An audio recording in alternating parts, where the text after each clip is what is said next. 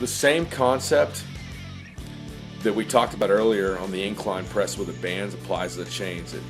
As you push the weight up and it gets closer to lockout, each chain link comes off the floor and increases resistance, making it overload throughout the entire range of motion versus just a partial range of motion. And what you need to be careful of on this, if you don't use accommodated resistance, meaning bands or chains on deloads, if it's on a pressing movement, for the simple fact that you are overloading yourself throughout the entire movement, this can potentially put more stress on your central nervous system, your muscles, your joints. So this can't be done all the time.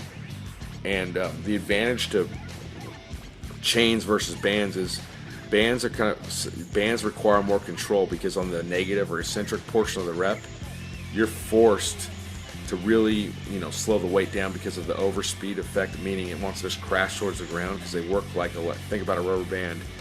Once you let go, after you snap it, it's going to want to come right back to the starting point. That's the way regular bands go. So if you're not ready for them, they're an advanced training tool. Chains, on the other hand, feel a lot more like straight weight. And here we're going bench press with chains, adding 100 pounds of chains on each side. And since we're after development of the muscle, not an increased bench press, we're not putting bench press first in the workout. So Bryant is already very fatigued at this point, but he's still going to push some good weight up.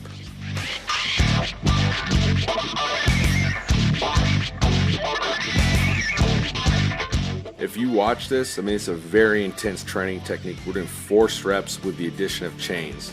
If you have any doubts on why you need a deload, watch this. This is an extremely two very intense training techniques into one. That's why a deload's needed.